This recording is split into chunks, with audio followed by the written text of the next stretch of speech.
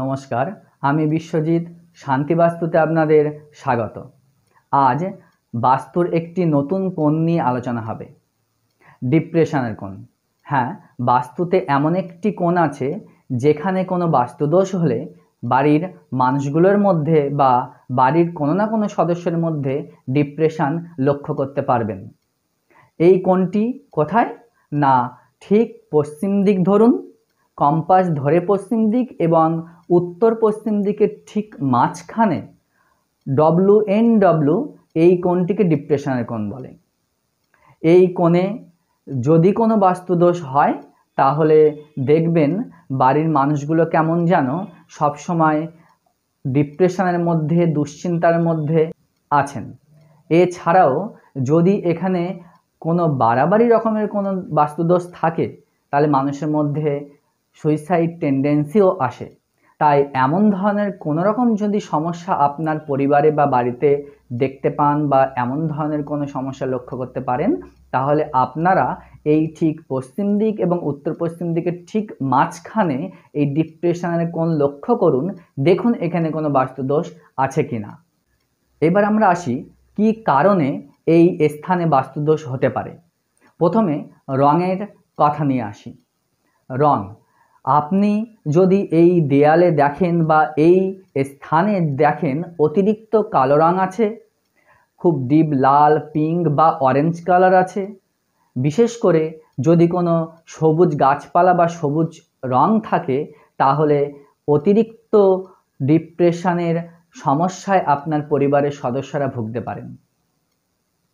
এখানে যদি এই সব রং থাকে, অর্থাৎ লাল, পিঙ্ক, অরেঞ্জ বা কালো, এছাড়াও যদি সবুজ রং বা গাছপালা থাকে, সেগুলো আপনি বদলে ফেলুন।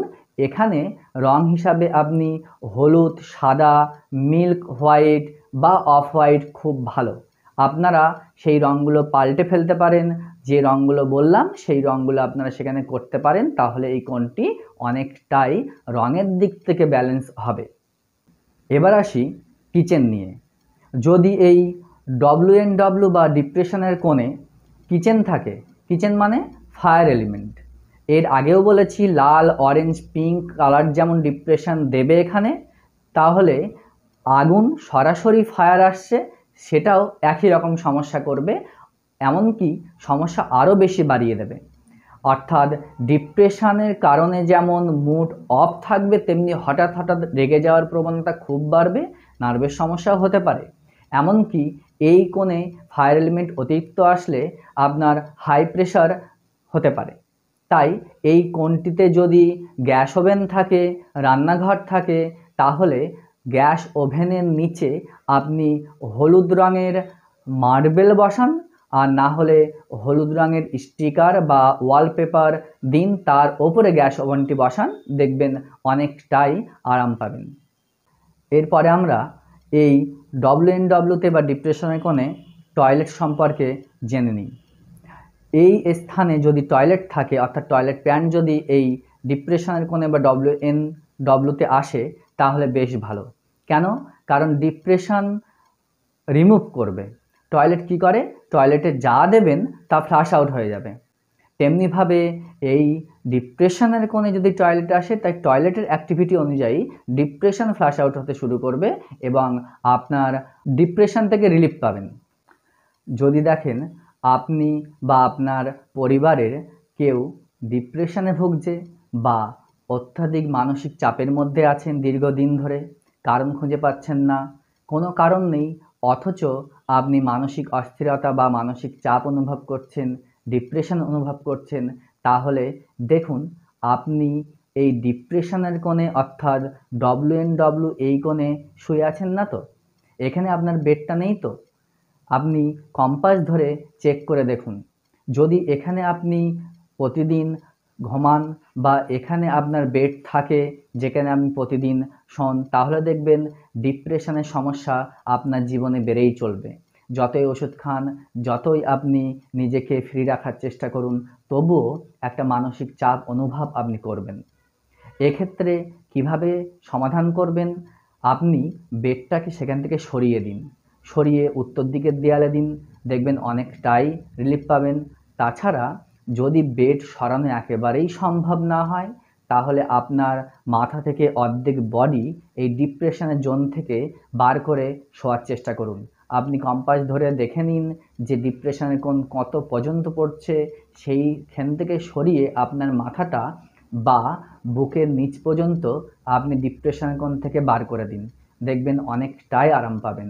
এছাড়াও এই ডিপ্রেশনের কোণে যদি আপনার ফটো থাকে বা কোনো ডকুমেন্ট থাকে, তাহলেও সেই সংক্রান্ত সমস্যা আপনার জীবনে আসবে।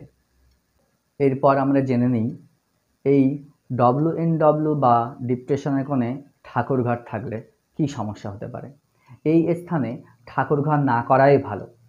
অনেকে কি হয়, পশ্চিম দিক ঠাকুরঘর সবথেকে ভালো, কিন্তু পশ্চিম দিক কম্পাস অনুযায়ী নির্ধারণ করতে অসুবিধা হলে সেই ঠাকুরঘর আপনার ঠিক পশ্চিম দিকের ডান দিকে এই ডিপ্রেশনের কোণে বা WNW কোণে এসে পড়ে।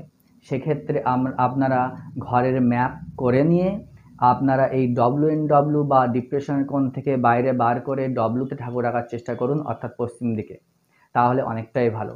কিন্তু যদি আপনি এখানে ঠাকুরঘর করে ফেলেছেন অথচ সরানো না যায়, তাহলে আপনি চেষ্টা করবেন এই ঠাকুরঘরে পুজো দেওয়ার সময় অনেক বেশিক্ষণ বসে না থাকতে, এবং এখানে অতিরিক্ত লাল রঙের জিনিস, যেমন ঠাকুরের নিচে লাল রঙের আসন পেতে দেওয়া হয়, এগুলো থেকে আপনি বিরত থাকুন। এখানে হলুদ, গোল্ডেন বা সাদা রঙের আসন আপনি পাততেই পারেন। এছাড়াও ঠাকুরঘর যদি এখানে করেই ফেলেন, তাহলে একাধিক ঠাকুর এনে ঠাকুরঘরে রাখবেন না। নির্দিষ্ট কতগুলো ঠাকুর রাখুন, যত সংখ্যায় ঠাকুর কমানো যায় ততই ভালো। না হলে ডিপ্রেশনের সমস্যা অনেক বেশি বেড়ে যায় ঘরের মধ্যে। আমরা আপনাকে বলবো এই কোণ থেকে ঠাকুরঘর সরিয়ে ফেলুন, তাহলেই অনেকটাই সুবিধা পাবেন। এই কোণে আমরা রেমেডি হিসাবে কি ব্যবহার করতে পারি, যেটা ডিপ্রেশন থেকে আমাদেরকে অনেকটাই রিলিফ দেবে। এই কোণে আমরা দেওয়ালে সুন্দর করে গোল্ডেন ফ্রেমে অর্জুন এবং শ্রীকৃষ্ণের ছবি, যেটা কুরুক্ষেত্রে আমরা দেখতে পাই, অর্জুন শ্রীকৃষ্ণের পায়ের কাছে বসে আছেন এবং শ্রীকৃষ্ণের কাছে গীতার বাণী শোনার জন্য অনুরোধ করছেন।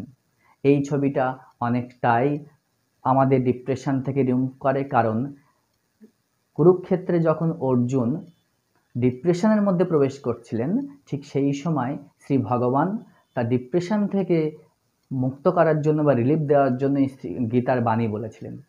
ঠিক একইভাবে বা একই কারণে আপনি এখানে দেয়ালে কোনো র্যাক বা বইয়ের তাক যদি থাকে বা অন্য যে কোনোভাবে আপনি এখানে গীতা রাখার চেষ্টা করুন। যদি গীতা রাখেন তাহলে গীতাকে লাল কাপড় দিয়ে মুড়বেন না, কারণ এখানে লাল রং বা ফায়ার এলিমেন্ট থাকলে অসুবিধা হয়। আপনি এখানে গোল্ডেন কাপড় দিয়ে বা গোল্ডেন কোনো কিছু দিয়ে গীতাকে মুড়তে পারেন। এছাড়াও রেমেডি হিসাবে এখানে আপনি দুটি হরিণের জোড়া রাখতে পারেন, তাহলে দেখবেন আপনার মনের মধ্যে একটা চার্মিং ভাব সবসময় থাকবে, যেটা ডিপ্রেশন থেকে আপনাকে সরিয়ে রাখবে বা দূরে রাখবে। এছাড়াও আপনি এখানে সুন্দর করে গোল্ডেন ফ্রেম করে গীতার বা বিভিন্ন মোটিভেশনাল বিভিন্ন স্পিচ আপনি এখানে সুন্দর করে ডেকোরেশন করে লাগাতে পারেন, যেগুলো আপনাকে ডিপ্রেশন থেকে বা মানসিক চাপ থেকে অনেকটাই মুক্ত রাখবে এবং বাড়ির মধ্যে একটা হাসি খুশি বা আনন্দের পরিবেশ বজায় থাকবে। সবার মধ্যে ডিপ্রেশনে গেলেও তা থেকে দ্রুত বেরিয়ে আসার মোটিভেশন সে নিজের মধ্যে থেকেই পাবে। এছাড়া বাস্তু সংক্রান্ত যদি কোনো সমস্যা থাকে বা প্রশ্ন থাকে, তাহলে আপনি আমাদেরকে কমেন্ট করে জানান। আমরা আপনার এই কমেন্টের ভিত্তিতে আবার নতুন করে ভিডিও বানাবো এবং আপনার প্রশ্নের উত্তর দেওয়ার চেষ্টা করব। বাস্তু সংক্রান্ত যে কোনো সমস্যার সমাধান পেতে আপনারা আমাদের হোয়াটসঅ্যাপ গ্রুপে জয়েন করুন, দেখুন নিচেই লিঙ্ক দেওয়া আছে। নমস্কার। আপনার বাড়ির বাস্তু বাসযোগ্য করে তুলুন এবং শান্তিপূর্ণভাবে জীবনযাপন করুন।